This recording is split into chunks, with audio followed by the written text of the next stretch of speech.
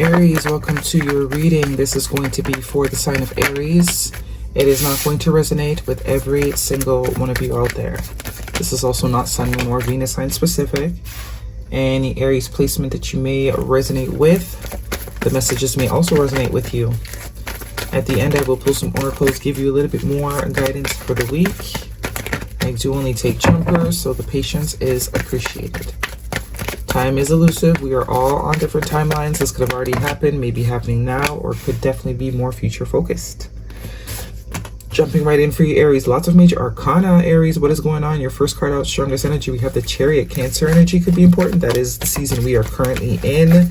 And I always like to say, you should always be watching whatever season we're in. We are all infected.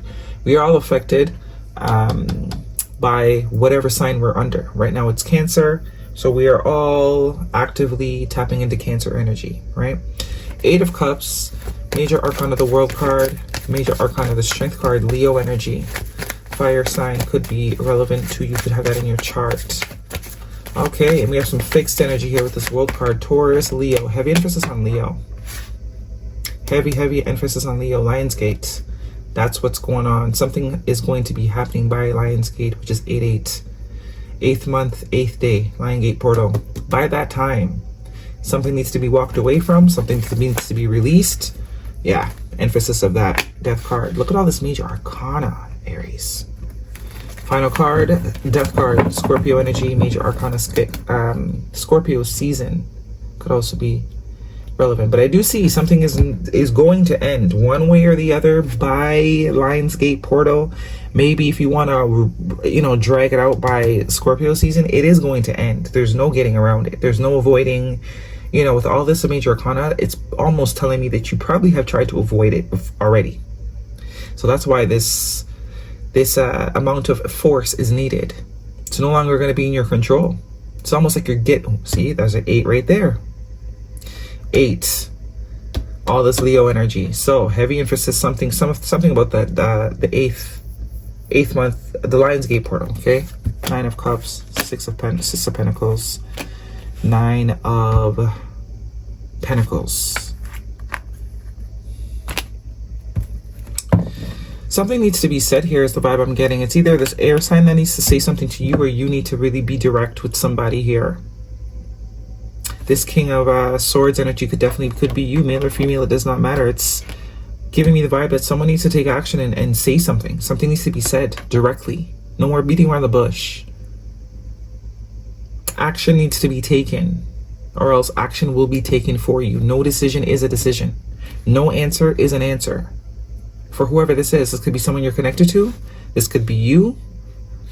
Maybe a little bit of procrastination on doing something that needs to be done. Some of you need to become single, because I'm seeing 2 single people here. 9 of Cups with this 9 of Pentacles, that's definitely 2 single people. If this is about a relationship, most likely whatever current connection you're dealing with, that's what needs to go here. Or it needs to be, there's some sort of truth that needs to be spoken about it. Because we have the Cancer card, the Strength card, the Chariot, and the Strength card here in your past. Yeah, somebody needs to have courage to move on, to move forward. They need to make up their mind, because that's usually the only way this Chariot will move, is if the heart, the mind, the soul all agree. If the mind's over here, the soul's over here, and the heart's back there somewhere, no, stagnancy. Because we're all trying to do different things. The Chariot only moves if everyone has the same GPS points. So this is finally getting everything in alignment, finally getting all the T's dotted and the I's crossed. Seeing clearly that needs to be done, and this cannot be avoided. Moving forward, some of you quite literally may be moving. But it's going to require some sort of courage here for sure. Strength. Strength card can also be a sense of overcoming.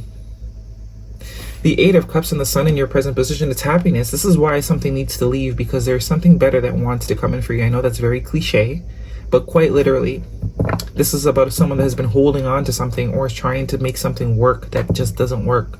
Progress wants to happen. 8 to the 9 of Cups. But it is going to put you back in a solo place, is the vibe I'm getting. A lot of solo energy here with the 9 of Cups and the 9 of Pentacles.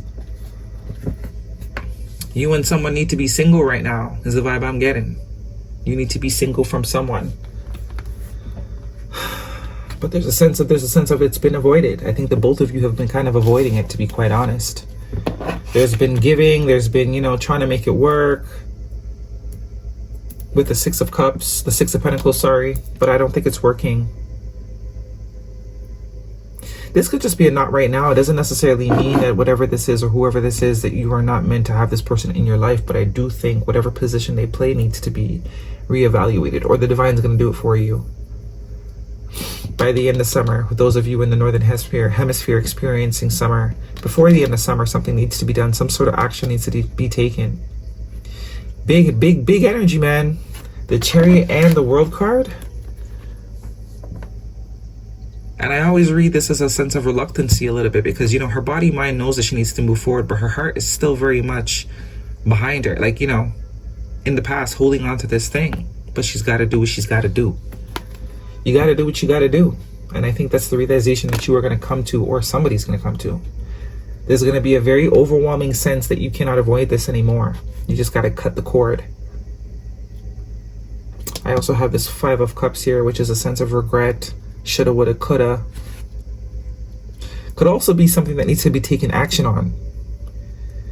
And if you don't take action, there could be a sense of regret that you might experience later for not, or this could be someone you're connected to, because there's a lot of masculine energy here. Someone could definitely be wanting to take shoot a shot, take a chance, apply for that job, you know, because there is a sense, if you don't do this later on, you're going to look back and feel like, oh, you know, I should have did that.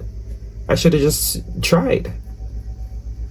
But there's a comfort zone almost that doesn't want to be released. Some of you could be finding out as well, if you're in a connection, that whoever it is that you're dealing with is dealing with multiple people. That's a sidebar. That's just a side note. Maybe some sort of information, or someone's going to tell you that whoever it is you're dealing with, they have been dealing with other people. They're obviously going to regret that once you find out, and once you sort of decide to kick them to the curb. But hey, I think the two of you are better off separate, to be honest. Because Nine of Pentacles and Nine of Cups are fabulous energies. And it's usually independent energies. The Nine of Cups is also a sense of wish fulfillment, contentment. The Nine of Cups is my living your best life card. And so is the Nine of Pentacles. It's all about, you know, being good, regardless of whoever. But there's a logicalness that needs to be seen here. There's a practicalness that needs to be, you know, get out of your feelings. That's really what it is. It's kind of like you got to get out your feelings to make this decision. Your feelings is what's sort of keeping you attached. But realistically, it's not realistic. And I think there's an awareness of that. Also could just be that you don't want to hurt somebody.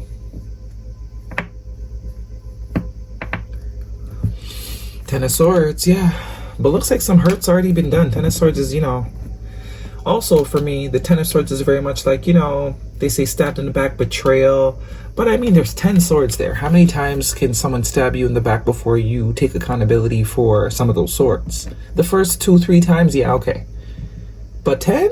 You let someone stab you in the back 10 times, whether this is one situation or multiple situations throughout your life. It's constantly, accountability has to be taken. At some point, you are responsible for some of these swords. Because I do get some sort of reluctancy to either see something for what it is, to release something, someone, to stop investing in a particular area, because happiness is what you're striving for, but you're not allowing yourself to have it. Page of Pentacles, there's definitely something new on the horizon here, which would make 10 of Pentacles with the 9, right? There's something else. There's something else. We have the 3 of Swords, yeah. It's kind of avoiding hurting someone or hurting yourself. It's going to break your heart to sort of release something, but you got to do it. 10 of Cups. See? Look at that. 9 of Cups, 10 of Cups.